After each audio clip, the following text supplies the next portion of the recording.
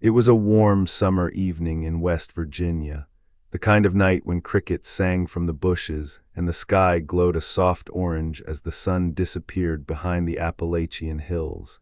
In the small town of Star City, the streets were quiet. Families were winding down, porches were lit, nothing seemed out of place. But on the night of July 5, 2012, one teenage girl made a quiet choice. A decision that would light her away from home and into the shadows. Her name was Skylar Neese. Skylar was just 16 years old. She was smart, funny, outspoken. A straight-A honors student who worked part-time at a fast food restaurant after school. Her parents, Dave and Mary Neese, adored her. And she had a big personality, sharp-witted, sometimes sarcastic, always honest. Her smile lit up her whole face. She was the kind of friend who remembered your birthday and called you out when you were being fake. She had dreams like most girls her age. She wanted to go to college. She loved books, especially Harry Potter, and she was fascinated by criminal justice. Ironically, she even dreamed of becoming a lawyer someday. But on that July night, something was different. Skylar came home from work around 10:00 p.m. She greeted her parents, told them everything was fine, and went to her bedroom. Everything seemed normal. At least from the outside. Around midnight, Dave and Mary went to bed. They assumed Skylar was in her room, maybe on her phone, texting with friends or scrolling through Twitter. But quietly, without saying a word, Skylar slid open her bedroom window and disappeared into the night. She left her phone charger. She didn't take any clothes or money. She didn't even take her contact lens solution. She simply vanished. The next morning, Mary knocked on Skylar's door. No answer. The bed hadn't been slept in. Panic set in almost immediately. They called her phone, straight to voicemail. They drove around town.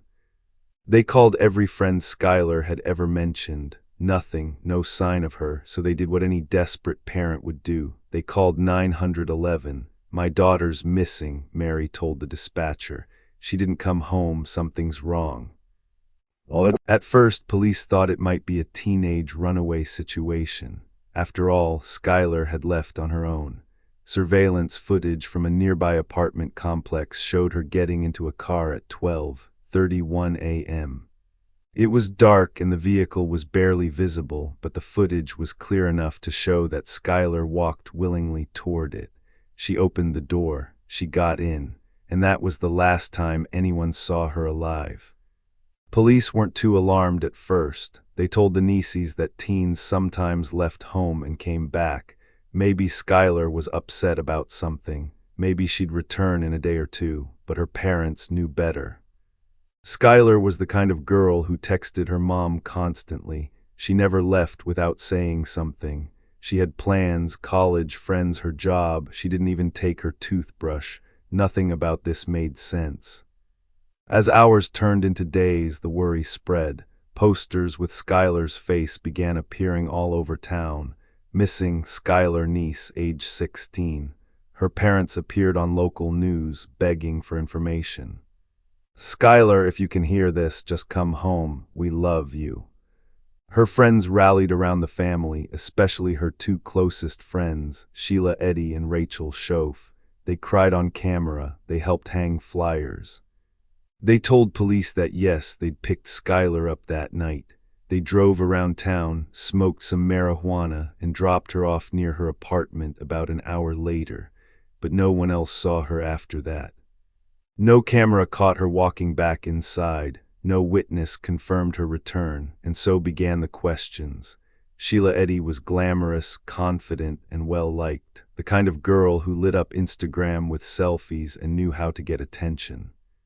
Shoaf was quieter, more reserved, but loyal. The three girls had been inseparable for months, but lately things had changed. Skylar's Twitter feed in the weeks before her disappearance had become different, cryptic. "Sick of being treated like an option," she tweeted. "You're only as good as the secrets you keep. I know too much to just sit back and be silent." Who or what was she talking about? Her parents didn't know. Her teachers didn't know.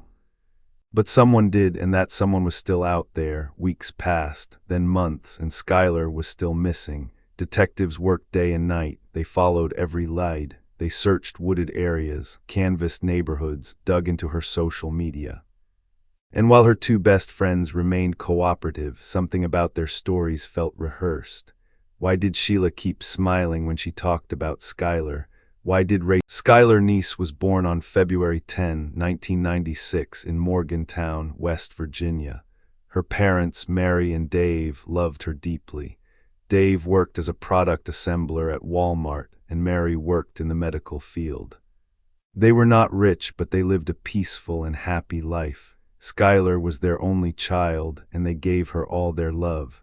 Skylar was a bright student at University High School. She was known for her straight-A grades, love for books, and quick wit. She dreamed of becoming a criminal lawyer one day. Friends and teachers described her as friendly, clever, and always ready with a sarcastic joke. But like most teens, Skylar was also going through the confusing world of teenage friendships. In ninth grade, she became close with two girls, Shelia Eddy and Rachel Shoaf. Shelia had known Skylar since they were 8 years old. Rachel was the new girl who joined their circle later and quickly became very close with Shelia. At first, the three girls were inseparable. They laughed, went to parties, took selfies, and shared everything. Skylar posted fun pictures with them on Twitter, and everything looked normal from the outside. But slowly, something began to change. Skylar started feeling like the outsider. Shelia and Rachel seemed to be getting closer and would sometimes exclude her. They would hang out without telling her, and when Skylar found out, it hurt. Her tweets became more emotional, more lonely. She once tweeted, "You doing shit like this is why I will never completely trust you." Nobody knew what she meant exactly, but her words showed a storm was brewing beneath the surface. Still, Skylar kept trying to stay close with them. She loved them like sisters. She believed they were just going through a rough patch. After all, every friendship has fights, right? Then came July 5, 2012. Skylar came home from her part-time shift at Wendy's. It was a regular summer day. Her parents said she seemed fine, maybe a little tired. That night after 10 p.m. she went to her room. At around 12:30 a.m. something happened. Skylar climbed out of her bedroom window and quietly left the apartment. A grainy security camera caught a shadowy figure walking to a waiting car. That was the last time anyone saw her alive. The next morning, her parents discovered her bed was empty and her window was open. They thought maybe she had gone for a walk or to a friend's house. But when she didn't come home later that day, panic began to rise. They called everyone. No one had seen her. Her phone went straight to voicemail. Her social media accounts were quiet. That was not like Skylar at all. By evening, the police were called. A missing person report was filed. Her photo was shared across local news and Facebook. Everyone in Star City started searching, neighbors, classmates, even strangers. Posters went up on street poles, and the hashtag #FindSkylarNeese began spreading. But there was one strange detail. Her best friends, Shelia and Rachel, said they picked her up that night, drove around for a bit to smoke weed, and then dropped her back near the apartment a little before 1:00 a.m. If that was true, why didn't she ever come back? In the first few days after Skylar Neese disappeared, her parents hoped it was just a misunderstanding. Maybe she had run away. Maybe she was staying with a friend, but deep in their hearts, both Mary and Dave felt something was wrong. Skylar wasn't the kind of girl to just vanish. She had left her charger, her toothbrush, her clothes, even her contact lenses. Nothing was taken with her except her phone and a small bag. She hadn't packed. She hadn't planned anything. And she hadn't come back. At first, the police treated her as a runaway. She was 16, and teenagers sometimes disappear on purpose, but her parents didn't agree. They told the police Skylar was responsible and had never done anything like this before. For Mary and Dave, each day became a nightmare. They printed flyers with her face and passed them out around town. They posted online every day. They called hospitals, shelters, even other states. They couldn't eat, they couldn't sleep. Their daughter was out there somewhere and no one seemed to know where. The police interviewed Skylar's classmates. They focused on the last people who had seen her. And that meant Shelia Eddy and Rachel Shoaf. Shelia was calm. She told the police they had picked up Skylar that night just to go for a short drive. They wanted to smoke and talk. After that, she claimed, they dropped Skylar off at the end of the street, just 1 block away from her home. She didn't want her parents to hear the car. Rachel told the same story. The girls seemed sincere. They even helped search for Skylar. They hugged Mary. They lit candles at vigils. They posted on Twitter things like, "Skylar, come home, we miss you." But slowly, things began to feel off. Shelia kept posting sad messages on social media, but some of her tweets were strange. One day, she wrote, "No one on this earth can handle me and Rachel. If you think you can, you're wrong." Another tweet said, "We really did go on 3." People started whispering, was Shelia playing a game? Then came something even stranger. Security footage from the Neese apartment building showed Skylar getting into a car at 12:31 a.m. That matched Shelia and Rachel's story at first, but when detectives checked traffic cameras and phone records, things didn't add up. Shelia claimed they had dropped Skylar off around 1:00 a.m. But there was no sign of her returning to the apartment. Her bedroom window remained open, her bed untouched, and the phone data from all 3 girls showed they had not been where they said they were. Shelia and Rachel were lying. Still, the case went cold. No body, no clear crime scene, just lies and silence. Months passed, seasons changed, but Mary and Dave Neese never gave up. They turned their pain into action. They met with lawmakers.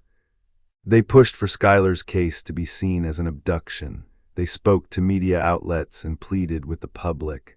Skylar's missing posters remained on every wall, every telephone pole, every shop window. Her face, with long brown hair and big glasses, became a symbol in Star City, a reminder that evil can hide in the most normal places. Behind the scenes, the FBI had joined the case. They began tracking phone records, analyzing messages, and quietly following Shelia and Rachel. Detectives watched their behavior closely, and as time passed, it became clear one of the girls was breaking. Rachel Shoaf had become distant. She was no longer herself. Her grades dropped. She stopped talking to friends. She fought constantly with her. It was January 3rd, 2013. 6 months had passed since Skylar Neese disappeared. The cold West Virginia winter hung heavy in the air. The snow-covered roads were quiet, the days short, and the nights unbearably long for the Neese family. But inside a small room at a mental health facility, something was about to change everything. Rachel Shoaf was 16, a straight-A student, a cheerleader, a girl who once smiled easily, sang in choir, and dreamed about college. Now she was trembling, pale, unstable. She had been battling a storm inside herself for months, and finally the weight of the truth broke through. She turned to her lawyer. She turned to her mother. And she said words that would echo across the entire country. "We stabbed her." The room froze. It didn't sound real, not at first. Rachel went on. She said that she and Shelia Eddy, her best friend, had picked up Skylar on the night of July 6, 2012, just like they told police. But they hadn't gone for a drive to smoke and talk. They had gone to kill her. Calmly, Rachel began to describe the plan. She and Shelia had planned Skylar's murder for weeks. They packed kitchen knives, paper towels, clean clothes, and bleach. They wore hoodies to hide their identities. They had even brought a shovel. And most chilling of all, they counted to 3, just like they had joked about online. Rachel said they drove far from town, about 30 miles away, to a remote patch of woods near the Pennsylvania border. It was a quiet area the girls knew well, where they had once played together. They got out of the car and walked into the trees. Skylar was relaxed. She thought it was just another night with friends. The 3 of them had grown up together, shared secrets, shared sleepovers, shared laughter, but Skylar didn't know what her two best friends were hiding behind their backs. When Rachel said, 1, 2, 3, they both pulled out knives and started stabbing her. Skylar fought, she screamed, she tried to run, but they were prepared, they were determined, and in the dark silence of those woods they ended the life of a girl who had trusted them. Rachel said Skylar's last word was why. They tried to bury her, but the ground was too hard, so they covered her body with rocks and branches and drove away. Rachel gave investigators the exact location. Police and FBI agents rushed to the area she described, a lonely stretch of woods in Greene County, Pennsylvania. Snow covered the ground, but under the thin white blanket they found what they had feared for so long, a body. Hidden, shallow, and cold, DNA testing later confirmed what Mary and Dave already knew in their hearts. It was Skylar Neese. The pain of confirmation cut deeper than the pain of not knowing. Skylar had been dead all along, not far from home, not far from the girls she loved and trusted. Mary wept for hours. Dave stood in stunned silence. Their daughter hadn't run away. She hadn't been taken by a stranger. She had been betrayed by the very people she once called her best friends. The Neese family didn't just lose a child. They lost their faith in the world. The betrayal ran deeper than the knife wounds that ended Skylar's life. As Rachel continued talking, people began to ask the same question. Why? Why would two teenage girls with no history of violence plan the cold-blooded murder of their friend? Rachel gave a chilling answer. We just didn't like her anymore. That was it. No fight, no crime of passion, no big argument, just a slow, quiet, disturbing decision to erase someone they no longer wanted around. A decision made with teenage cruelty, but carried out with terrifying calm. The confession from Rachel Shoaf shattered the silence. For months the case had stalled. Every lead went cold, every tip dried up. But now there was a body, there was a confession, and there was a second girl still walking free, Shelia Eddy. Shelia had always played the part well. On the surface she was calm, composed, even helpful. She had cried with Skylar's parents, shared missing posters, posted tributes. She played the grieving friend so well, no one suspected a thing. But now the FBI knew the truth. They just needed to prove it, and that wasn't easy. Rachel had confessed, but there was no recording of the murder, no surveillance in the woods, no video footage. It was still just Rachel's word, and that wouldn't be enough in court unless they could connect Shelia to the crime in undeniable ways. So the investigation turned quiet again, but not idle. Federal agents combed through everything. Every text, every tweet, every post. They revisited the girls' phone records and GPS data. They examined hours of surveillance footage from that July night, tracking the silver Toyota Shelia had been driving. And the puzzle began to come together. At 12:30 a.m. on July 6th, Skylar climbed out her bedroom window. A security camera from a neighboring building caught her running across the parking lot toward a car with two girls inside. That car matched the make and model registered to Shelia Eddy's mother. The girls had lied to police. They said they never picked Skylar up that night, but the camera didn't lie. From cell tower pings and text records, investigators confirmed that all three girls' phones had been in Brave, Pennsylvania, just across the state line, the exact area where Rachel later led police to Skylar's body. Then came the shovel. Investigators found it weeks earlier, discarded in the trunk of Sheila's car.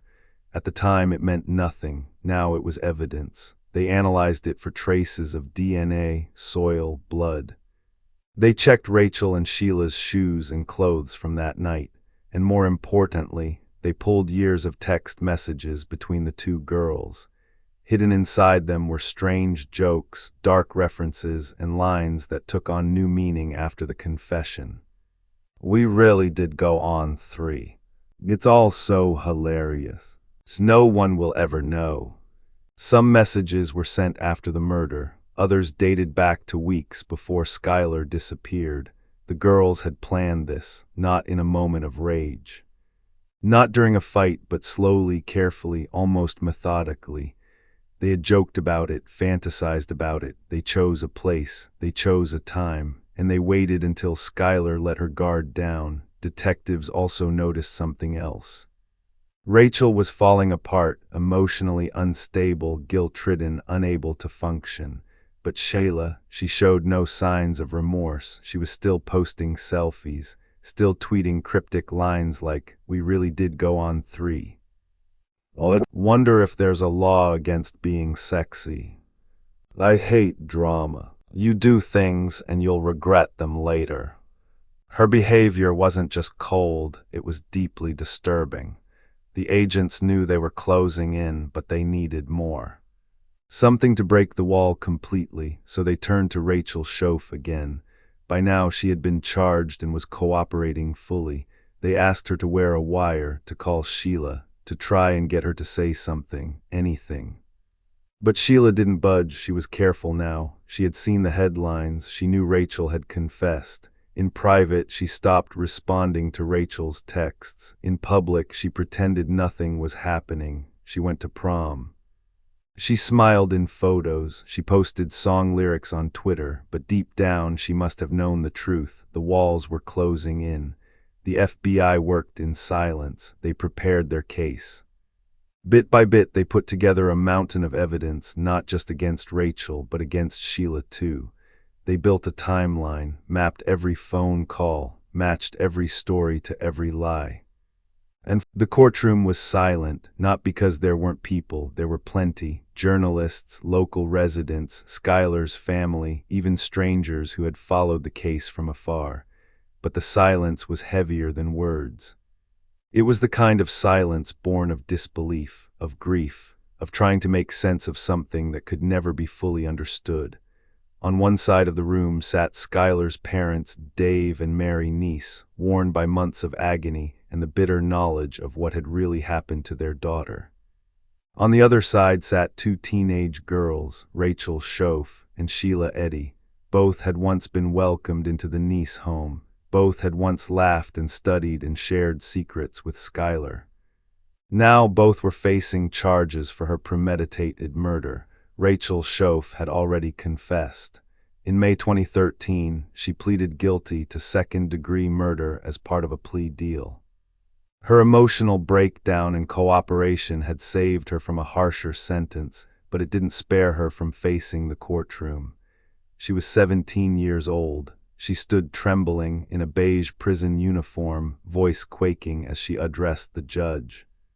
"I am so sorry. I don't know if there's a proper way to make this apology, but I know that I owe it to Skylar, her family, and mine." It wasn't enough. Dave Neese stared at her unmoved. Mary turned away. No apology could ever undo what had been done, but Rachel's words were part of the legal process. She was sentenced to 30 years in prison, eligible for parole after 10.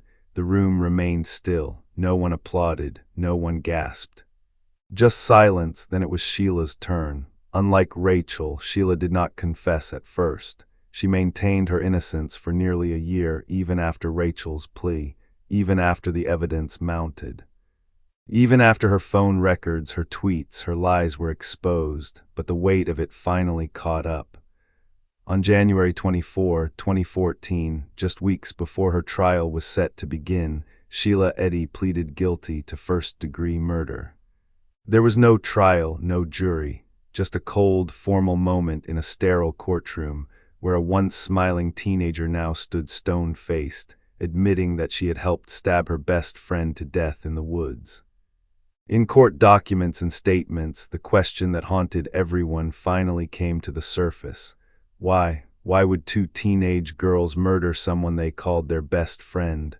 The answer was as cruel as it was empty. Rachel, in her confession, had said, "We just didn't like her anymore." It sounded like something out of a movie, a teenage clique gone wrong, but this wasn't fiction. This wasn't drama, it was real.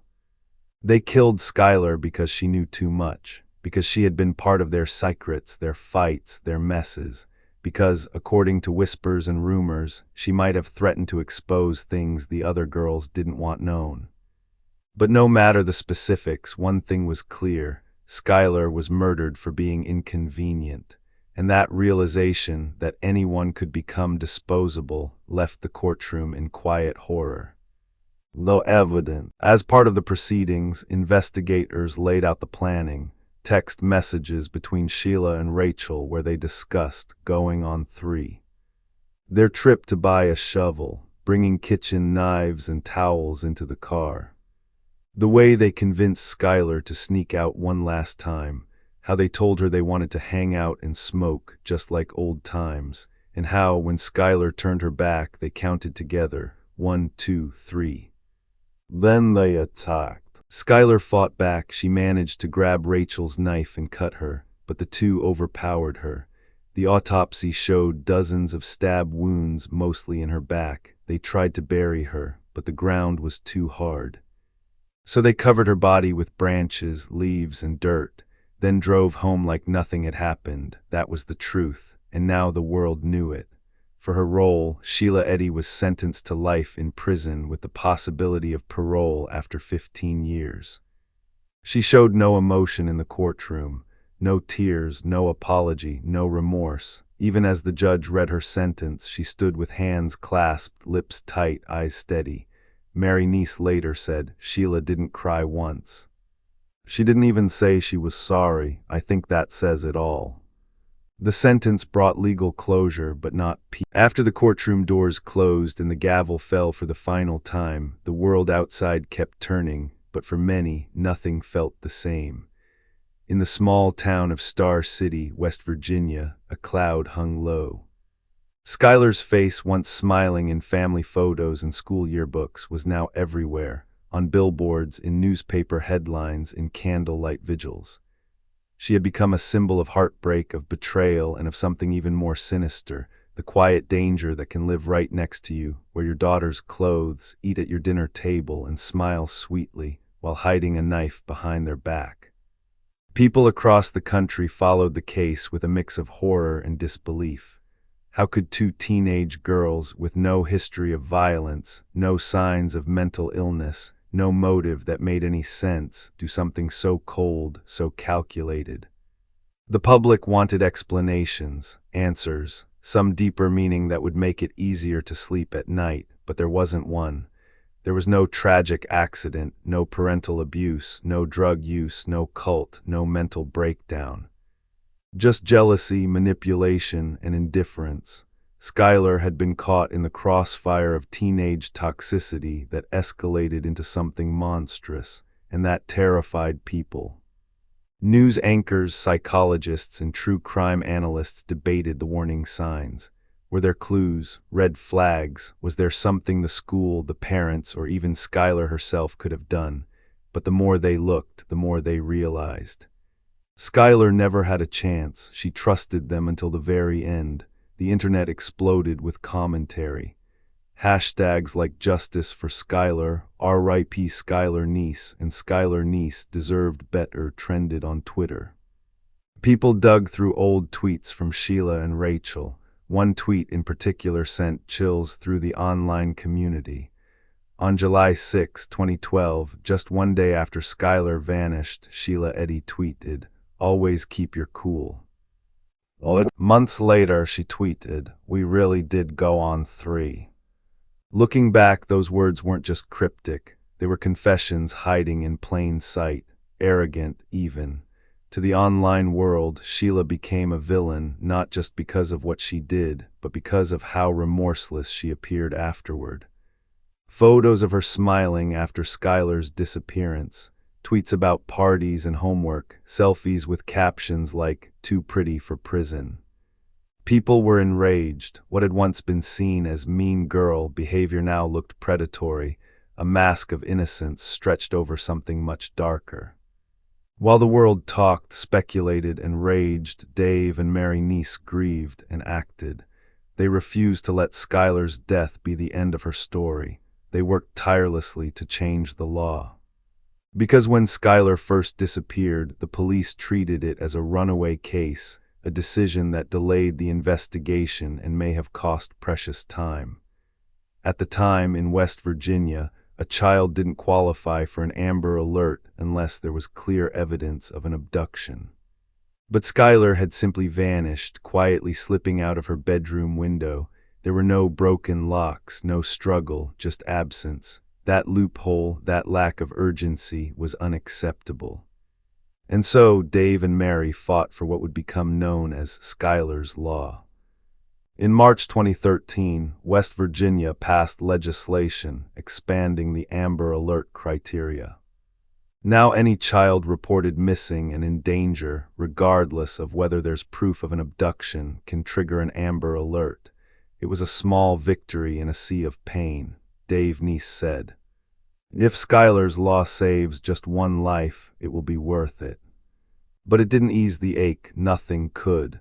People began sharing stories about Skylar, her kindness, her wit, her ambition, how she wanted to be a criminal defense lawyer someday, how she loved books and had a sarcastic sense of humor, how she lit up when talking about her dreams. Her classmates planted trees in her memory, her school added a plaque in her honor.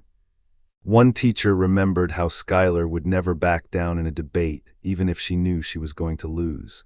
That same spirit, strong, proud, loyal, may have been what made her a target, and in time, Skylar became more than a victim.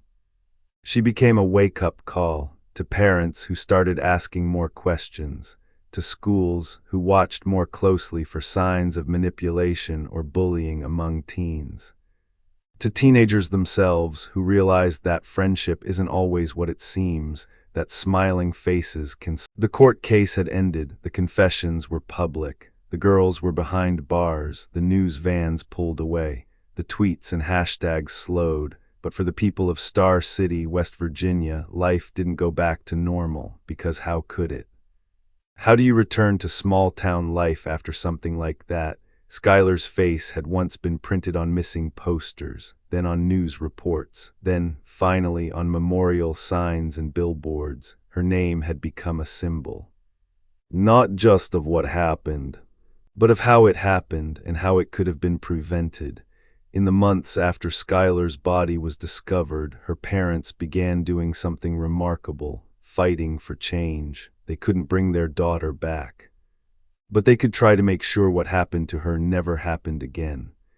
At the time of Skylar's disappearance, the law in West Virginia classified a missing child as runaway unless there was clear evidence of an abduction or foul play. Because of that, the Amber Alert system hadn't been activated. Skylar was 16 years old, technically old enough under the law to be considered a voluntary runaway, but she hadn't run away. She had been murdered, left in the woods. And for months, no one knew. Her parents believed that if an Amber Alert had been issued earlier, more people might have been looking, more urgency might have been applied, and maybe, just maybe, Skylar could have been found sooner. So they went to lawmakers. They told Skylar's story again and again, not just as grieving parents, but as advocates. They demanded a new law, and in 2013 they got it. Skylar's Law was passed in West Virginia. It changed the criteria for issuing Amber Alerts. Now, alerts could be sent out for any missing child believed to be in danger, regardless of whether the case fit the previous definitions of kidnapping. No more waiting. No more assumptions. Skylar's voice had been silenced, but through this law she would speak for others. The landscape of Star City was different now. There were fewer laughs echoing through the hallways of University High School. The cafeteria was quieter. Classrooms were a little more cautious, a little more guarded. Teenagers who once posted carefree selfies now second-guessed their friendships. They wondered, could I be wrong about someone? How well do I really know my friends? The crime had ruptured something delicate, the trust that often defines youth. But in that space, something else had also grown, empathy. Skylar's story didn't just shock people, it taught them.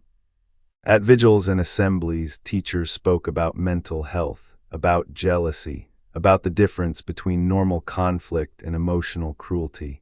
Students created anti-bullying programs. They pushed for social media awareness campaigns. Skylar Neese was no longer just a name. She was a movement. Outside the high school, a tree was planted. It was young, just a sapling at first, but it stood tall, reaching upward with quiet defiance. A small plaque rested at the base. It read, in memory of Skylar Neese, forever 16, forever loved. Friends and classmates left flowers there, notes, bracelets, photos. Sometimes they just stood in silence, listening to the wind move through the leaves. The tree became a place of reflection. For some, it was a symbol of what was lost. For others, a reminder of what had to be protected. Skylar's parents remained in Star City. They could have left. The house held too many memories. The neighborhood too many echoes, but they stayed, not to hold on to grief, but to carry Skylar's memory forward. Dave Neese often spoke at schools and community events. His voice didn't tremble anymore. It carried the weight of loss, but also of purpose. He told people, if your child tells you something feels wrong, listen. If your friend seems in pain, don't ignore it. And if you think something is off, it probably is. Mary Neese stayed away from the spotlight more often, but her presence was felt in quieter ways. She wrote letters to parents of other missing children. She supported mental health charities. She returned every year to light a candle on Skylar's birthday. Their grief would never go away, but it was no longer just a wound. It had become a mission. Years after the murder, the case still circulates online. Skylar's tweets are studied, quoted, analyzed. You doing sh*T like that is why I will never completely trust you. That post in particular is shared often, as if it was her final warning, her voice reaching out from the past. People debate it, they write essays, film YouTube documentaries, share TikToks and Reddit threads, but behind every post there is a real girl, a teenager who loved books, movies, animals, and late-night snacks, not just a victim. Not just a name on a true crime list. Sometimes true crime stories end in a courtroom. Sometimes they end in the woods, but Skylar's story in some ways never really ends. Because every time a missing child is found quickly because of Skylar's law. Every time a teenager trusts their gut and avoids a dangerous situation. Every time a parent hugs their child tighter and listens more closely. Skylar lives on. In candlelight, in trees, in voices raised for change, her life was cut short, but her legacy, it continues in whispers, in laws, in hope. And somewhere beyond the pain, beyond the grief, Skylar is remembered, not for how she died,